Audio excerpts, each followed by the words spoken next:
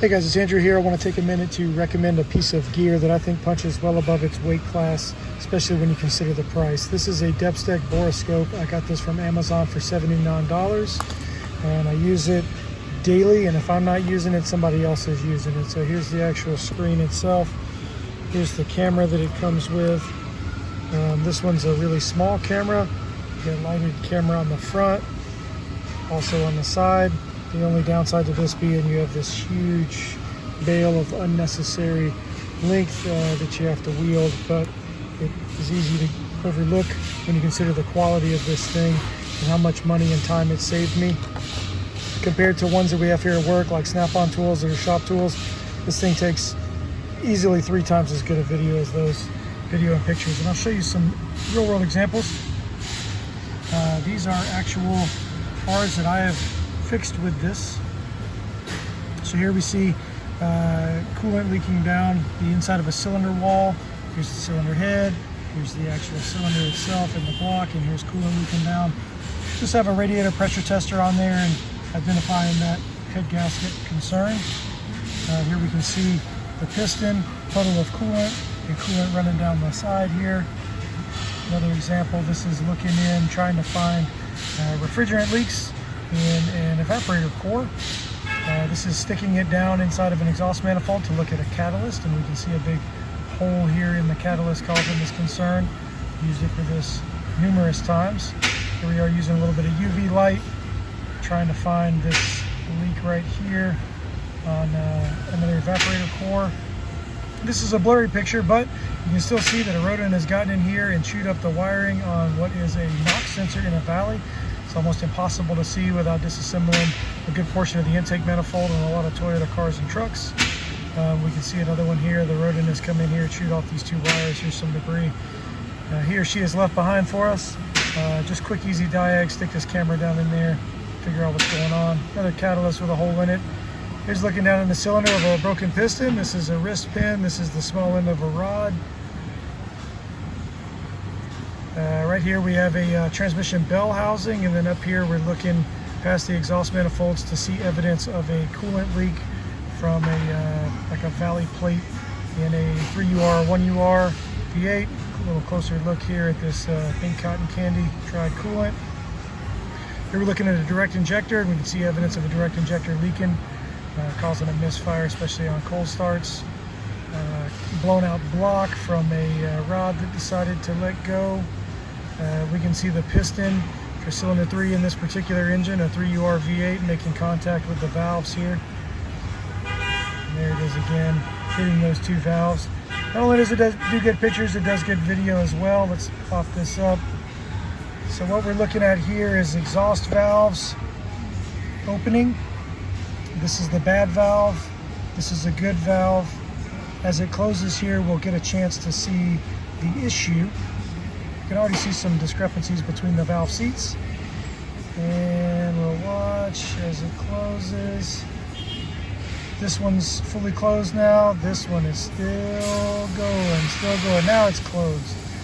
All right, so what we have here is a recessed valve seat. The valve now sits a little bit further into the head. This causes the rocker to move more, depress the hydraulic valve lash adjuster or lifter down a little bit more. It increases the size of the combustion chamber slightly.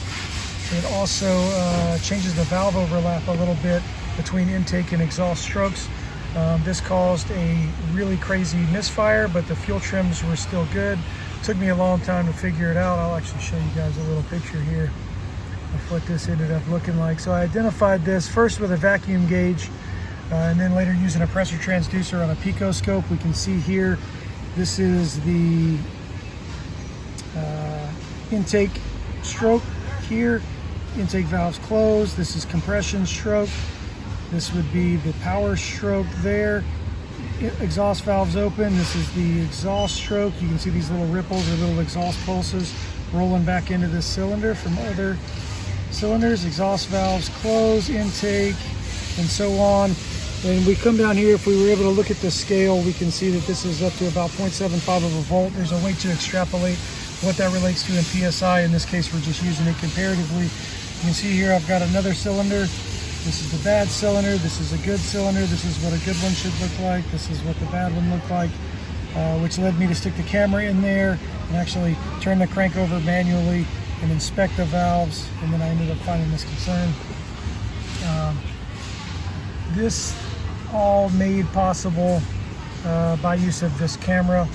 This thing rocks. Again, this thing was like 79, 80 bucks. Use it all the time. No complaints. Comes with a 32 gigabyte little micro SD card that goes in there. Charges with the USB-C.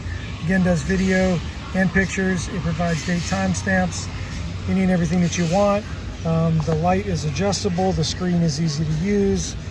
This thing is, like, without a doubt a must-have tool.